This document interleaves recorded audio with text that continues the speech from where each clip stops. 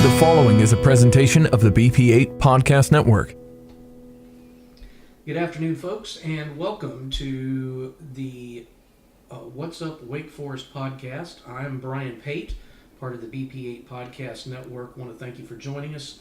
Today I have a special guest that some folks that have been in Wake Forest for a while might recognize. We have Kevin Stanley joining us, a 1999 graduate of Wake Forest. I guess it was Wake Forest Roseville High School at that time, right? Yeah, it was still Wake Forest Roseville. Okay, and Kevin is a member of the Wake Forest High School Sports Hall of Fame. He was a wrestler, right? Yep. And you wrestled all 4 years, if I remember correctly, right? Yeah, wrestled in high school and then off to college before I got hurt. Okay, gotcha. So tell us, Kevin's been giving me a hard time the last couple of days because he was born in 1981, which I was at the time listening to Tony Basil sing "Oh Mickey, You're So Fine" from the same year. So if you want to get a reference on how long ago that was, that's it. But Kevin, tell us a little bit about what you remember about growing up in Wake Forest. What did you do when you were in high school? What did you guys do on a Friday night other than football or basketball? What was the in thing to do? Yeah, on Friday nights we pretty much ran up to Dairy Queen over by the old cash points because we had to get some cash out of the ATM, and everybody go up there, split a blizzard, and typically that was after football games. I played football, so even though we stunk back then, I mean, things have changed as far as the program. We didn't win anything back then. Now they're winning games left and right. Gotcha. So who was your football coach? Do you remember? Coach Harrison. Yeah. Okay. So for those of you that don't know, if you want to learn a little bit about Rock Harrison, you can go see that beautiful monument for him up at the Wake Forest High School football stadium. It's on the left-hand side of the press box as you're walking in the front gate. So what position did you play in high school? I was a running back, linebacker, defensive end, pretty much.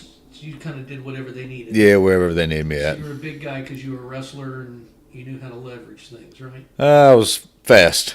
Gotcha. Okay. So was that running to someone or running away from someone? It just depended on the scenario? Yeah, depending on if I was offense or defense. Very good. Very good. So you graduated in 1999. What'd you do after that? Went off to school over at Chapel Hill and wrestled for probably about a year and a half until I blew my shoulder out and called it quits. Gotcha. So tell us what happened with that. I just tore my rotator cuff. Had orthoscopic surgery my freshman year. Had reconstruction surgery on my right knee in high school. I figured at age 20, I wanted to be able to get around at age 40, and I'm closing in on that now. Gotcha. Very good. Very good. So now, when you came back to Wake Forest, what was your first job back in in the area when you came back from school?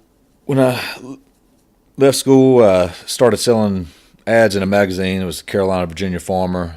Handled both the Carolinas and the Virginias, doing seeds, pesticides, feeds, fertilizers, different things like that. Hated the job because I was on the road 3-4 nights a week, and then changed over and got in the building supply industry at 84 Lumber. Oh, okay. Gotcha. So still in sales over there? Was in sales, management. I guess they have a management program, kind of training program and a sales program. They kind of blended me together in, I guess, a hybrid position. Gotcha. Okay. So tell us what you're doing now. What are you doing these days? Run a concrete company. It's New Carolina Concrete over out of Durham. Been the VP there for about 4 years.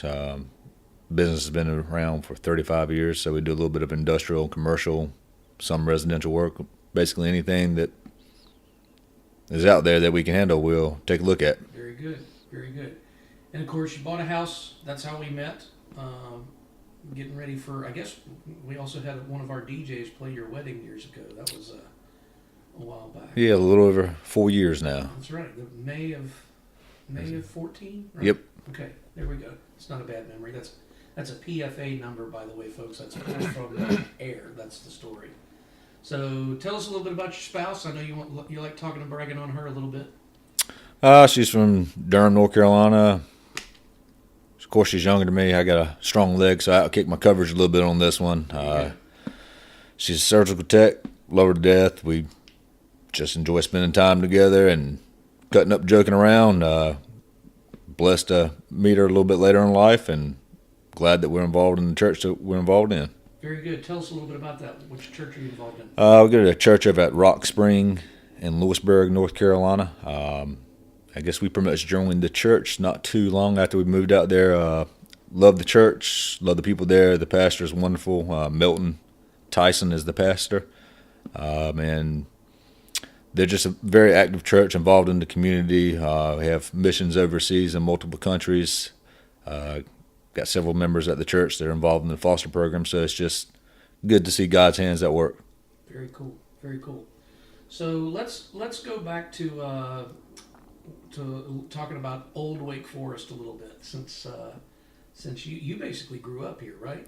Yeah, moved to Wake Forest, and I guess when I graduated high school, I want to say there was about 8,500 people in the town, and I'm thinking it's up to like 44,000 in the city limits now, and probably has 8,500 on the outskirts now. We did a podcast on that a couple weeks ago on the fact that population in Wake Forest is now over 43,000 people. So you're dead on target with that. So did you ever go to places like the pool or in town, or did you have one in your neighborhood or at your family's house? Or? We went out to the rocks off of Falls and Noose. Even though we weren't supposed to, we always swam over at the old quarry and would basically rock dive, and now they got all kinds of government no trespassing signs out there, so I wouldn't advise anybody to do that. Gotcha. So you got any crazy stories that the statute of limitations has passed on that one? I plead the fifth. Okay, gotcha. That's fair. That's fair. So I guess you had to go shorties when you were growing up, I guess? Yeah, we used to walk up to Shorty's at lunchtime, even though we weren't allowed off campus. It was close enough we could walk there, go get a hot dog, and get back either just in time or a few minutes late, and I'd have to tell the teachers that I had my asthma bothering me, and my buddy had to help me out with my inhaler after a long lunch. Nice. So what are your best, tell me something that's like your best memory from high school. What was the coolest thing or the best thing that you remember about high school? Man, I guess for me, just with sports, it was, I guess, finally coming through and winning states my senior year, when felt like I kind of came up short years before, whether it was through injury or just not hitting where I wanted to be. Winning states and getting the most outstanding wrestler for the state of North Carolina was a pretty cool accomplishment at the high school level, and just, I guess, getting recruited by all the different schools around the country. That was fun, getting letters coming in from Duke, Penn, Cornell, Chapel Hill, State, all kinds of different places. So that was kind of interesting. So what weight class were you in? Went up a weight class every year. I was 45, 52, 60, and then 171. Okay, and that's where your state championship came from. Yeah, I was at 171. Probably weighed about 183, 185 during the season. Gotcha. Very cool. So not only just a wrestler, not only a football player, but also a state champ. Yeah. Long before Wake Forest was used to state champs, other than for soccer teams, right? I think we had well, of course we had basketball back in the day, and then we had Chuck Hess won a couple. I think when I was in school, I think when he won his first couple state championships, and then we had one wrestler, I think, before me that won a state championship. Right. And we had a swimmer my senior year. That may have been about it at Wake Forest at that point. So definitely the athletics department has come a long way. We had several guys last year on the wrestling team do pretty well. We had guys finish third, fifth. Had several guys qualify for states. I helped one of the assistant coaches up there on the team. Gotcha. So I was very lucky to be there. I happened to be there the night that you were inducted to the Wake Forest High School Sports Hall of Fame, and you went in with some great folks, by the way. So tell me a little bit about what that meant to you, because I know that night you were really excited.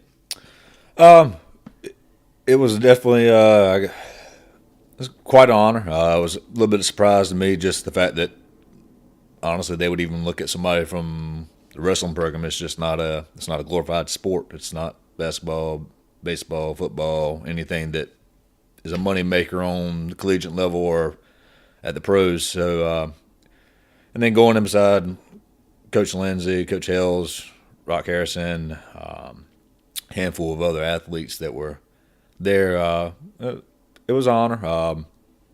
Like I said, I kind of figured I'd get overlooked just because I was just a one-time state champion. Some of these guys that were in there were pretty successful. Gotcha. So I know that family is real important to you. Tell us about the influence of mom and dad as you were growing up and your experiences. Well, my mom was involved in everything. She's still involved with the Parks and Recs program, Kiwanis, maybe still. I've lost track. She's involved in about everything again. Sandy Thomason. She's actually the reason I got into wrestling. She had a good work ethic to me. Signed me up for wrestling from basketball. I was mad at her. Basically, she told me that I couldn't quit on something, and at the end of the season, I can make a decision. But once I started something, I had to finish it. So thanks for, I guess, getting me into the sport I ended up loving and enjoying. My dad was just his old country boy, lived down in Tarboro. Really just instilled that work ethic to me. Wasn't flashy, didn't care about materialistic things, so a lot of that wore off on me. I enjoy being successful. I enjoy, having my toys and everything. But at the end of the day, if everything was taken from me, I got a roof over my head, and I know I got a relationship with God, and everything's going to work out all right. And I took a lot of that from Him as well. Very good. So where do we go from here? Where do you see yourself being? You're starting to approach 40 years old. You got a couple more years before you're there. Where do you see Kevin Stanley at age 50?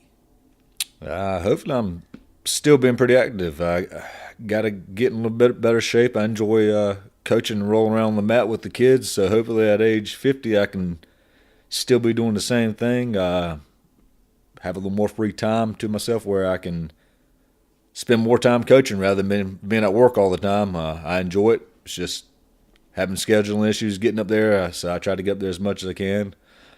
Love before my wife and I to have some kids. Getting a little older in age. I know we were fostering, so maybe that'll work out. We'll see what's planned and see what God's got in His hands and His book for us. Very good. So let's see. If you could plan your ultimate vacation, where would it be and what would you do? I'd probably have to run that one by my wife. She's she's in charge of things. I know it won't be a cruise because I can't stand a cruise, but I don't know. You'd just be happy getting on a bike and riding somewhere. Yeah, I'd love that. She's not a big motorcycle long trip person, but she's coming around. She'll take the back roads down to Myrtle Beach now, so that's a step in the right direction for me. Personally, I'd just like to travel to the U.S. and just see a lot what we have here. I know a lot of people want to go overseas and everything. I just figured so much of our country that we haven't seen, why not enjoy what we got here and be proud of that. So for those, we always have people listening in that have their own motorcycle. Tell us a little bit about your bike. I have a 2012 Electra Glide Ultra Classic. Went from a Sportster to that one night when my wife made the comment that we were getting a newer motorcycle to one of her best friends when they had a little too much wine to drink. And so I took her up on that comment. And when we came home, I sold the bike in about 3 hours and got a new bike. Nice. Well played. So, if you could leave, let's say that we push the clock forward 50, 60 years, and Kevin's no longer here. What do you want people of the next couple of generations to know about Wake Forest? What's your take, and what would you say to those kids coming up that aren't even a twinkle in the eye of their parents yet? Well, honestly, I didn't grow up here as a little kid from birth, but just the history of the town, kind of seeing that work ethic with that small town attitude, it's one of those things I would just like to see that kind of tradition passed along, so people really remember the history of where the town came from, how it got its start, the university was here, just how it came from a little town to grow where it's at now. It still has that small town feel, even though you look at the economics around the area, just the growth, jobs and everything, it's going to grow, it's going to get larger. People are moving here left and right.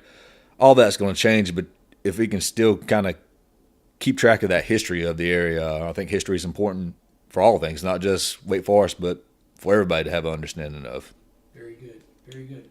So, again, for those of you that might have joined us a little bit late, we've got Kevin Stanley here, 1999 graduate of Wake Forest Rollsville High School and 1999 state wrestling champ in the 172. 171, close enough.